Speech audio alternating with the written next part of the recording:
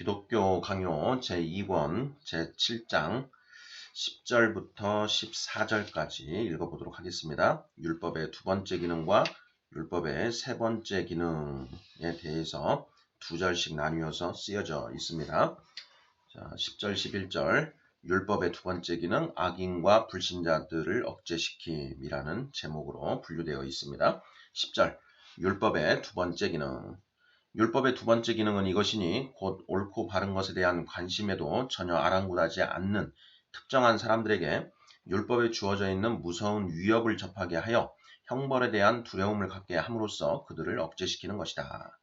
그러나 그들이 억제되는 것은 그들의 속마음이 감동을 받기 때문이 아니라 말하자면 굴레가 씌워져서 손을 움직여 함부로 행동하지 못하게 되고 제멋대로 방자하게 활개를 치는 그들의 부패성이 속으로 가두어지기 때문이다. 그렇기 때문에 그들은 하나님 앞에서 더 나아진 것도 더 의로워진 것도 아니다. 다만 공포심이나 수치심이 방해하기 때문에 그 마음에 품은 생각들을 감히 실행하지 못하고 그들의 정욕의 불길을 노골적으로 뿜어내지 못할 뿐이지 하나님을 두려워하는 마음을 가진 것도 아니고 그에게 복종하고자 하는 마음이 있는 것도 아니다. 사실 그들이 그렇게 억제될수록 속에서 그만큼 더 강하게 불길이 치솟는 법이다. 그래서 율법에 이 끔찍한 위협이 방해하지만 않는다면 무슨 일도 할 수 있고 어디서든 그 속에서 끓어오르는 정욕의 불길을 터뜨릴 수 있는 상태에 있는 것이다. 그뿐 아니라 그들은 율법 자체를 지극히 미워하고 그 율법을 주신 하나님을 사악하게 저주함으로 할 수만 있다면 그를 제거해버리려는 마음이 가득한 것이다. 올바로 행하라는 하나님의 명령도 견딜 수 없고 자신의 위엄을 멸시하는 자들에게 보응하시는 것도 참을 수가 없기 때문이다. 아직 중생하지 못한 자들은 모두가 어떤 사람은 희미하게 또 어떤 사람은 좀 더 노골적으로 이를 표현하지만 자기들이 자발적으로 율법에 복종하도록 인도함을 받는 것이 아니라 자기들의 의지와는 상관없이 자기들이 반대하는데도 불구하고 끔찍한 두려움 때문에 억지로 율법에 복종하는 것임을 느끼는 것이다. 그러나 비록 강제적인 억압을 통하여 이루어진다 할지라도 그러한 의의는 사람의 공공사회를 위하여 필수적인 것이다. 주께서는 모든 일이 소동과 혼란 속에 있지 않도록 보살피셔서 공공사회의 안녕 질서를 유지하게 하시는 것이다.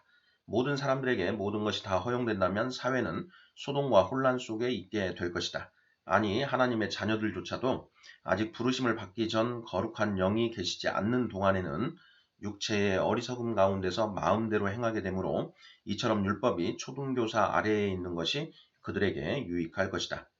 하나님의 보응에 대한 두려움으로 말미암아 최소한 겉으로는 방자한 짓을 삼가게 되고 물론 마음은 아직 길들여지지 않아서 당분간 진전이 별로 없겠지만 그럼에도 불구하고 의의 멍에를 짐으로써 그 일부분이라도 깨어지게 되는 것이다.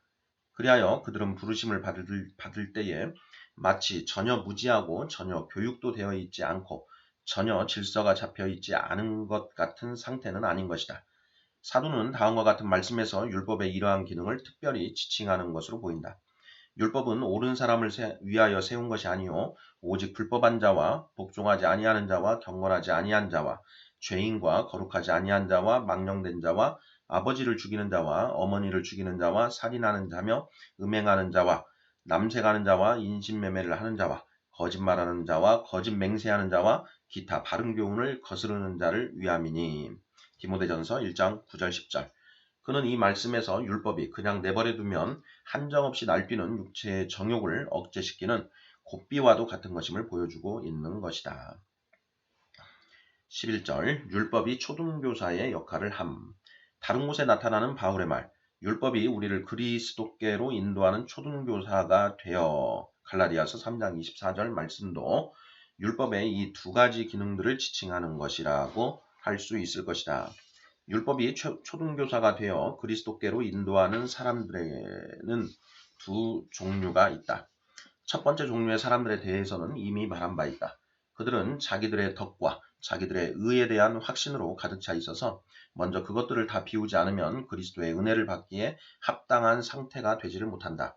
그러므로 율법이 그들 자신의 비참한 처지를 깨닫게 하여 그들을 겸손으로 지극히 낮추어서 과거에는 부족한 줄을 몰랐던 그것들을 구할 마음의 자세를 갖게 하는 것이다. 두 번째 종류의 사람들에게는 굴레가 필요하다.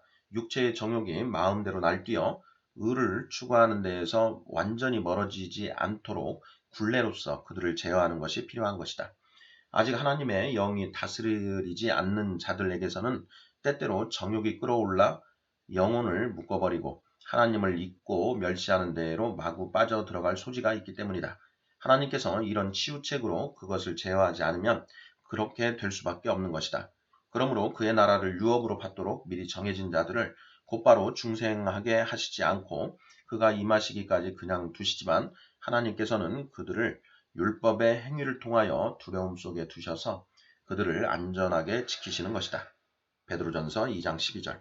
물론 이러한 두려움은 하나님의 자녀들에게 마땅히 있어야 할 정결하고도 순결한 두려움은 아니지만 그럼에도 불구하고 그 두려움은 그들의 능력에 따라서 참된 경건을 가르치기에 유익한 것이다. 이 문제에 대한 증거가 너무나도 많기 때문에 구태여 예를 들 필요조차 없다. 하나님을 모르는 가운데서 이리저리 더듬거려 본 경험이 있는 사람이라면 누구나 율법의 굴레로 인하여 제재를 받고 하나님을 향하여 모종의 두려움과 존경심을 갖고 있다가 성령으로 말미암아 중생하면서부터 전심으로 그를 사랑하기 시작하였다는 것을 인정할 것이다. 여기까지 10절, 11절 율법의 두 번째 기능, 악인과 불신자들을 억제시킴이라는 내용이었고요. 이제 율법의 세 번째 기능, 신자들을 가르치며 권고함 해서 12, 13절 내용을 읽어보도록 하겠습니다. 12절, 신자들에게도 율법이 필요함. 율법의 세 번째 기능은 이것은 율법의 가장 주된 기능이요 또한 율법의 고유한 목적에도 더 가까운 것인데 이미 하나님의 성령께서 그 마음에 거하시고 다스리시는 신자들과 관련된 것이다. 이미 율법이 하나님의 손가락으로 그들의 마음에 기록되고 새겨져 있지만 예레미야 31장 33절, 히브리서 10장 16절 즉 성령의 인도하심을 통하여 감동을 받고 새로워져서 하나님께 순종하기를 사모하는 상태에 있지만 율법은 그들에게 두 가지 방식으로 유익이 된다.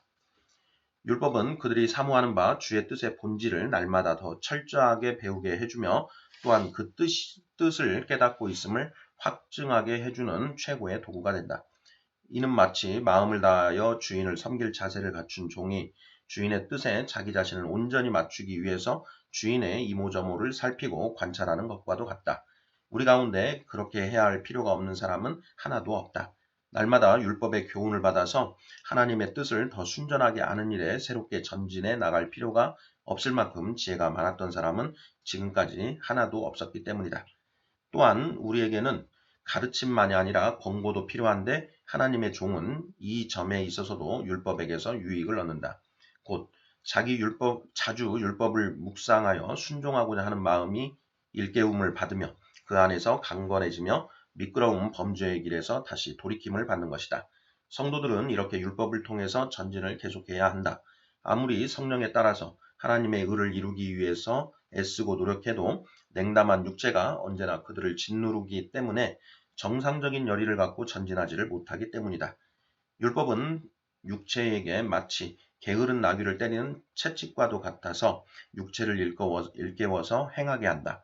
신령한 사람이라도 아직 육체의 무게에서 완전히 해방되어 있지 않으므로 율법이 그 사람을 끊임없이 찔러서 그냥 나태하게 있지 못하도록 만드는 것이다. 다윗은 다음과 같이 율법을 찬양하고 있는데 이는 분명 율법의 이러한 기능을 지칭하는 것일 것이다. 여호와의 율법은 완전하여 영혼을 소성시키며 여호와의 증거는 확실하여 우둔한 자를 지혜롭게 하며 여호와의 교훈은 정직하여 마음을 기쁘게 하고 여호와의 계명은 순결하여 눈을 밝게 하시도다. 시편 19편 7절 8절 또한 주의 말씀은 내 발의 등이요 내 길의 빛이니이다. 시편 119편 105절을 비롯하여 같은 시편의 여러 말씀들도 마찬가지다. 이 말씀들은 바울의 진술들과 모순되는 것이 아니다. 바울의 진술들은 중생한 사람들에게 율법이 행하는 기능을 거론하는 것이 아니고 율법 그 자체가 사람에게 제시할 수 있는 바를 거론한다. 그러나 여기서는 선지자가 율법의 위대한 기능들을 선포하는 것이다. 곧 주께서는 율법을 읽는 자들을 권고하심으로써 신자들 속에서 순종하고자 하는 기꺼운 마음을 불러일으키신다는 것이다. 선지자는 율법의 계명들 뿐만 아니라 거기에 수반되는 은혜의 약속을 붙잡는데 그 은혜의 약속만이 쓴 것을 달게 만들어주는 것이다. 만일 재촉하고 위협하는 것만 있어서 영혼을 공포에 몰아넣어 괴로움을 주기만 한다면 율법처럼 끔찍스러운 것이 어디 있겠는가. 다윗은 특별히 율법에서 자신이 중보자를 감지했음을 보여주고 있다. 그가 없이는 즐거움도 기쁨도 없는 것이다. 13절 율법을 폐지하는 것은 그릇된 처사임. 그런데 일부 무지한 사람들은 이 점을 이해하지 못하고 경솔하게도 모세의 글 전체를 내어 던지며 율법의 두 돌판을 없애버린다. 그들은 그리스도인들이 죽게 하는 직분을 포함하고 있는 가르침을 붙든다는 것은 분명 도리에 어긋나는 것이라 생각하는 것이다. 그러나 이런 사악한 생각은 머리에서 제거해야 한다. 모세는 율법이 죄인들 가운데서는 죽음 이외에 아무것도 이루어낼 수 없지만 성도들 가운데서는 더 낫고 훨씬 탁월한 용도가 있다는 것을 훌륭하게 가르치고 있는 것이다. 그는 세상을 떠나기 얼마 전 백성들에게 다음과 같이 명했다. 내가 오늘 너희에게 증언한 모든 말을 너희의 마음에 두고 너희의 자녀에게 명령하여 이 율법의 모든 말씀을 지켜 행하게 하라. 이는 너희에게 헛된 일이 아니라 너희 생명이니. 신명기 32장 46, 47절. 만일 의의 완전한 모범이 율법에 제시되어 있다는 것이 아무도 부인할 수 없는 사실이라면 올바르고 정의로운 삶에 대한 규범이 우리에게 필요가 없든지 아니면 율법에서 떠나서는 안 되든지 둘 중에 하나일 것이다. 우리의 삶을 규정하는 규범은 여러 가지가 아니고 오직 한 가지 영구하고 불변한 것뿐이다. 그렇기 때문에 우리는 의인의 삶이 끊임없이 율법을 묵상하는 삶이라는 다윗의 진술 시편 1장 2절의 말씀이 어느 한 시대에만 국한되는 것이 아니라 세상 끝날까지 모든 시대마다 적용되는 것으로 보는 것이다. 우리가 이 육체라는 감옥에 갇혀 있는 한에는 율법이 요구하는 도덕적 순결에 결코 이를 수 없는 것이 사실이지만 그렇다고 해서 율법을 끔찍하게 여겨 멀리하거나 그 교훈을 피해서는 안 될 것이다. 율법은 지금 우리를 향해서 마치 모든 요구사항이 이행되지 않으면 결코 만족하지 않는 엄격한 사법 시행관처럼 행하는 것이 아니기 때문이다. 율법은 우리에게 완전한 삶을 권고함으로써 평생토록 우리가 열심히 지향하여야 할 목표를 제시해 주는 것이다. 이 점에 있어서 율법은 우리의 의무와도 일관성이 있으며 또한 유익하기도 한 것이다. 그렇게 잘 나아간다면 그것이야말로 좋은 일이다. 사실 우리의 인생 전체가 하나의 경주다. 달려갈 길을 다 달린 후에 지금 우리가 멀리서부터 바라보며 애를 쓰며 나아가고 있는 그 목표에 마침내 도달하게 되도록 주께서 역사해 주실 것이다. 네, 여기까지 해서 이제 10절, 11절, 12, 13절 율법의 두 번째 기능 악인과 불신자들을 억제시킴, 그리고 율법의 세 번째 기능 신자들을 가르치며 권고함이라고 하는 기능들 부분에 대해서 읽어보았습니다.